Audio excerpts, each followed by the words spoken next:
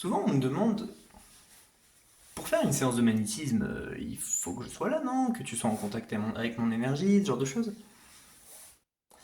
Bah non. Aujourd'hui, on brise un mythe sur le magnétisme. T'es prêt? Allez, c'est parti. C'est parti. Depuis que je fais ce métier, j'ai eu affaire à pas mal de gens qui étaient très cartésiens et j'ai eu beaucoup de mal à leur expliquer ce qu'était l'énergie. Et un jour, en fait, j'ai eu l'illumination et j'ai compris comment leur expliquer. On a vu, quand on était en cinquième ou quatrième, que le son, c'était une vibration qui se déplaçait dans l'air et que notre oreille était capable de percevoir. L'énergie, c'est exactement la même chose, sauf que c'est pas notre oreille qui les perçoit, ce sont nos corps énergétiques. Alors, pour revenir un petit peu sur le sujet, les corps énergétiques sont des corps qui épousent notre corps physique et qui sont de plus en plus grands autour de notre corps physique, et c'est ce qui forme l'aura. Quand un magnétiseur envoie de l'énergie à quelqu'un, ce sont ces corps énergétiques, c'est cette aura qui va recevoir l'énergie. Donc en soi, on ne le voit pas, on ne l'entend pas, on peut le ressentir en revanche quand on a des ressentis assez affinés, mais tout se passe dans le subtil. C'est pour ça que quand quelqu'un me dit est-ce qu'il faut que je sois là pour un soin énergétique, bah pas vraiment. Parce que moi, je me connecte à son énergie et pas à son corps.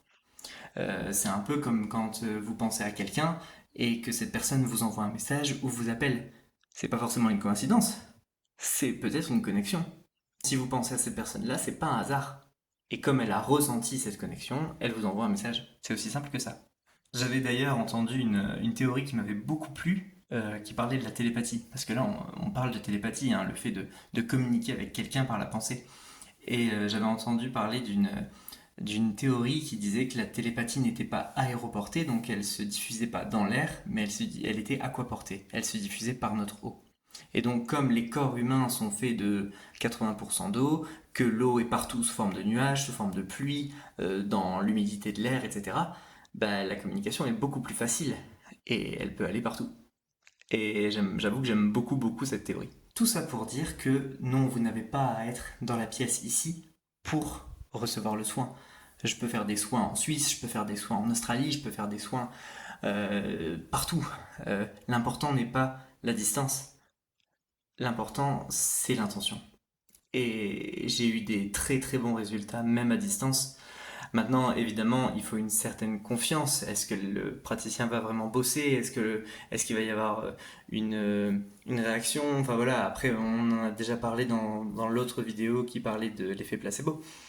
Mais non, vous n'avez pas à être présent immédiatement, directement sur place pour recevoir le soin. Le soin peut très bien se faire à distance. Si vous êtes tenté par un soin à distance, alors vous pouvez prendre rendez-vous sur penséénergétique.odoo.com et vous pourrez juger par vous-même. Bonne journée.